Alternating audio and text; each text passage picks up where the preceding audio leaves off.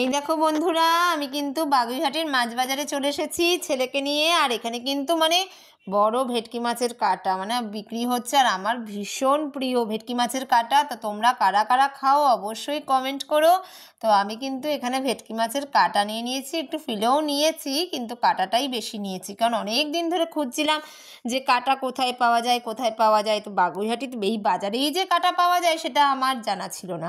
তো আমি এখানে বাগুইহাটি বাজারে চলে এসেছি। আর এখানে কিন্তু ভেটকি মাছের কাটা নিয়ে নিলাম আর চিংড়ি নিলাম। গলদা চিংড়ি নিয়েছি 4টে, কারণ ছেলে আবার ভীষণ ভালোবাসে, আমিও ভালোবাসি। কিন্তু সত্যি কথা বলতে গেলে যেহেতু মেয়েও ভালোবাসতো, মেয়ে খায় না, তাই আমাদের ঘরে কিন্তু চিংড়িটা খুব কমই আসে। কারণ যেহেতু মেয়ের প্রিয় ছিল, সেখানে তো আমি কি করে খাই না, ও খেতে পারে না বেচারি, ওর অ্যালার্জির জন্য খেতে পারে না। অ্যালার্জি আমারও আছে, ছেলেরও আছে, কিন্তু আমাদের চিংড়িতে অসুবিধা হয় না, তাই আমরা একটু যৎসামান্য হলেও খাই।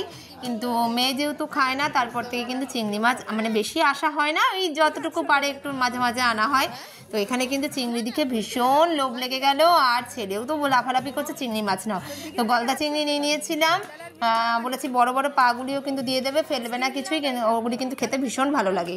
আর এখানে ভেটকি মাছের কাটাও নিয়ে নিচ্ছি। তো আমার দাদাকে বললাম ভালো করে পিস পিস করে কাটো। আর পুরো অনেক বড় মাছ, মাছের বাজারটা না বেশ বড়, আর বিভিন্ন রকম মাছ পাওয়া যাচ্ছে চারিদিকে, শুধু মাছ আর মাছ। আর আমার ছেলে শুধু লাফালাফি করছে, মাছ দেখে না, মাছের জল ছিটছে ওর গায়ে, তাই লাফালাফি করছে, ঘেন্নায় একদম যেন মরেই যাচ্ছে, এরকম একটা ব্যাপার। তো চলো, বাজার থেকে বলছে চলো চলো বাড়ি চলো, আমি দাঁড়াবোই না, 1 সেকেন্ডও দাঁড়াবো না মাছের বাজারে, এরকম করছে জানো তো। তারপরে মাঝে মাঝে বলছে একটু ভিডিওটা কর, তারপরে ভিডিওও করছে ও, কিন্তু খুব বিরক্তি বোধ করছে যে মাছের বাজারে মা জল ছিটছে, আমাকে রেখো না, এখান থেকে নিয়ে চল।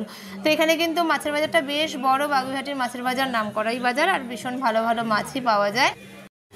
আমরা মাছ বাজার থেকে বেরিয়ে তারপরে একটু খাওয়া দাওয়া করছি। এই দেখো, আমি নিয়ে নিয়েছি এখানে বিরিয়ানি, আমার ছেলেও বিরিয়ানি নিয়েছে, আর একটা নিয়েছি চিকেন চাপ, আর সাথে কি স্যালাড, তাই তো। তো কেমন লাগছে বিরিয়ানি খেতে সৈকত? স্যালাড নাও বাবা, স্যালাড নাও। ও বলছে ওর মায়ের সাথে বেরিয়ে নাকি ওর বেশি মজা হয়, যে মায়ের সাথে বেরিয়ে আমার বেশি মজা হয়, কারণ আমি কি মায়ের সাথে বেরিয়ে মন মতন সব কিছু করতে পারি। ভালো হয়েছে। তো দুপুরের লাঞ্চটা এখানেই সেরে নিলাম, তাই তো। ভালো হয়েছে, দুজনে বিরিয়ানি নিয়ে বসে গেছি, আর সাথে চিকেন চাপ। তো চলো খেয়ে নিই। শুভ দুপুর, তোমরাও লাঞ্চ করে নাও, আমরাও লাঞ্চ করে নিই, তাই তো। শুভ দুপুর, গুড আফটারনুন। চলো বন্ধুরা খেয়ে নিই।